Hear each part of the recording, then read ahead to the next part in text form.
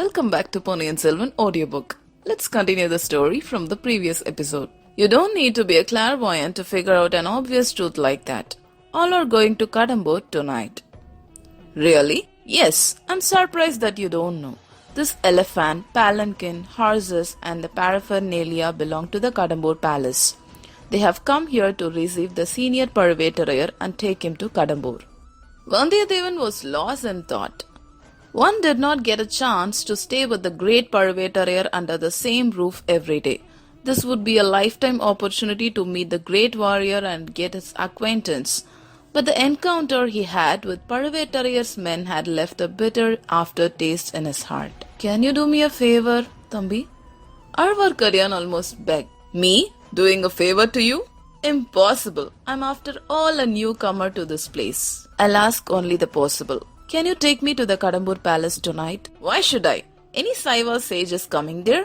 And you want to continue your foolish debate about the greatness of Shiva and Vishnu? No. Please don't think that fighting with men is my only business. I hear that there will be a grand royal feast at the Kadambur palace. After the feast, there will be dance, drama and entertainment. I want to be there to watch the fun. How can I take you inside the palace? They won't let you in. Introduce me as your servant. Vandiyadevan's doubts were now confirmed. Arvarkaryan was not a good man. If you want a partner in cheating, go find out somebody else. I don't need a servant like you. And if they see you and me together, they won't believe my words. Judging from what you said, I don't think that they won't even let me in. Don't you have an invitation to the palace? I do have an invitation, though it is not specific for tonight. The Crown Prince of Kadambur, Kandamaran, is my friend. He had told me several times to visit him if I happened to pass by. I thought you are one of those royal guests specially invited for the day. I don't think they'd let you in. The two were walking for a while in silence. Why are you keen on following me? Vandiyadevan asked Arvarkaryan. The same questions apply to you as well. Why are you following me like a shadow? Now that you have got your horse back, why don't you go your way? Arvarkaryan Nambi, I don't know the way. That's the problem. Are you by any chance going to Kadambur? No, you refuse to take me there. I'm going to the Vishnu temple.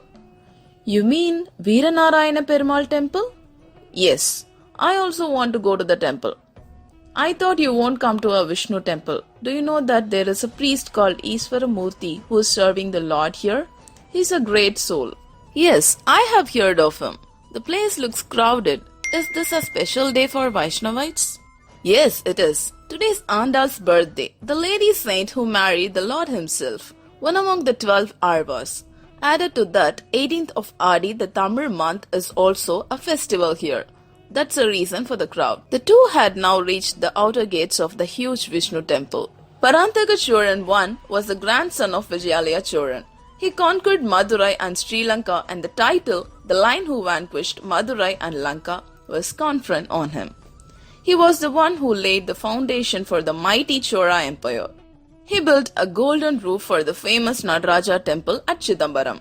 Apart from many titles like the pearl among the Choras, the gem among the warriors, he was also known as Veeranarayanan.